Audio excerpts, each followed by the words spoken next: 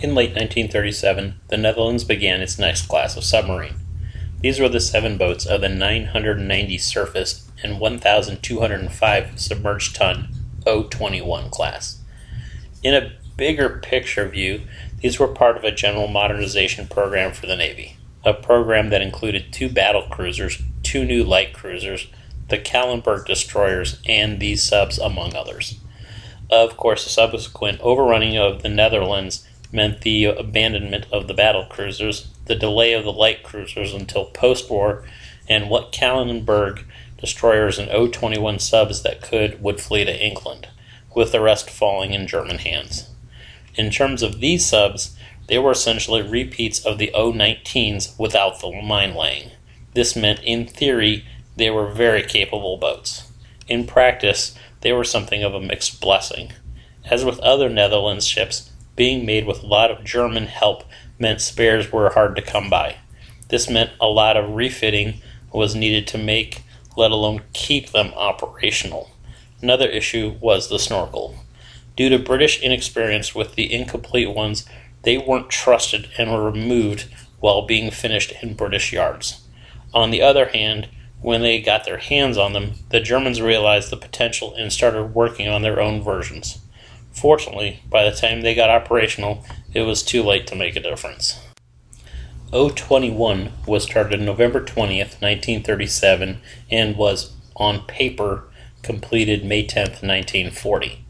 O-23 was started October 12th, 1937, and was, on paper, completed May 13th, 1940.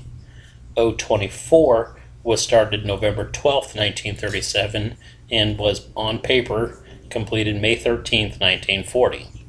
O-25 was started April 10th, 1939, and was completed June 8th, 1941 as UD-3. O-26 was started April 20th, 1939, and was completed January 30th, 1942 as UD-4. O-27 was started August 3rd, 1939, and was completed January 30th, 1942 as UD-5. Main armament was 4 bow and 2 stern 533mm torpedo tubes, each with a reload. Additionally, a twin-turnable 533mm torpedo mount was carried externally forward of the sail. Propulsion on the surface was provided by 2 diesel engines that provided 5,000 horsepower to recharge the batteries and run the 2 propellers up to 19 knots. While submerged, they ran on batteries that powered the motors, which provided 1,000 horsepower for a top speed of 9 knots. Test depth was 100 meters. O-21 through 24 were originally fitted with an Atlas sonar, while O-25 through 27 were finished with German gear. While undergoing refit in 1942, O-21, 23, and 24 traded their Atlas sonar for British Types 129 and 138 along with Type 291 radar. Being completed in German service, O-25 through 27 didn't have the external torpedo tubes or the 88mm deck gun. O-21 was in the Netherlands nearing completion when Germany invaded on May 10, 1940. On the 12th, she escaped to England. With construction, testing, and training completed, she started her first patrol in the North Sea at the end of July, returning to port in the first part of August. In late August through mid-February 1941, she patrolled off the southwest coast of Norway. At the end of February, she sailed to Gibraltar, arriving in mid-March, where she took up anti-submarine warfare training and escorting inbound-outbound Atlantic convoys until mid-July 1941. In mid-July, she left Gibraltar patrol of the Tyrrhenian Sea in support of the Substance Malta convoy, returning in early August. In late August through late November, she again patrolled the Tyrrhenian Sea before returning to England for an overhaul. Putting off her refit, and despite warm motors, in the first half of December she patrolled the Bay of Biscay. With overhaul, refit, and training completed in mid-August 1942, she set sail for Sri Lanka via South Africa, finally arriving in late February 1943. In early March, she left Sri Lanka to patrol near Port Blair, returning near the end of the month. In mid-April, she sailed to the Malacca Strait, where on the 18th she landed raiders on the Malayan coast, before returning to Sri Lanka near the end of the month. In late May through mid-June, she again sailed to patrol the Malacca Strait. In mid-July, she transferred from Sri Lanka to Exmouth Gulf in Australia. In late July through late August, she sailed to patrol around the islands of Java and Bali, assisting guerrilla spy groups doing recon work before returning to Exmouth Gulf. After doing ASW exercises in late November, she left Australia for England via Suez, finally arriving in late February 1944. In May, she sailed to Connecticut for a major overhaul and training that lasted until February 1945. With that finally completed, she set out via Panama for Fremantle, arriving in late May. In early July, she set out to patrol the south coast of Java until returning at the start of August. She was at Fremantle preparing for her next patrol when the war ended. She was finally scrapped in January 1958. O-22 was in the Netherlands nearing completion when Germany invaded on May 10, 1940. On the 12th, she escaped to England. With construction, testing, and repair completed, she started her first patrol in the North Sea at the end of July, returning to port in the first part of August. From mid-August on, she patrolled off the southwest coast of Norway. On the evening of November 19, 1940, southwest of Norway, she apparently attacked U-38, but something went terribly wrong and she was lost with all hands. The wreck was found in 1993. O-23 was in the Netherlands under construction when Germany invaded on May 10, 1940. On the 15th, she escaped to England.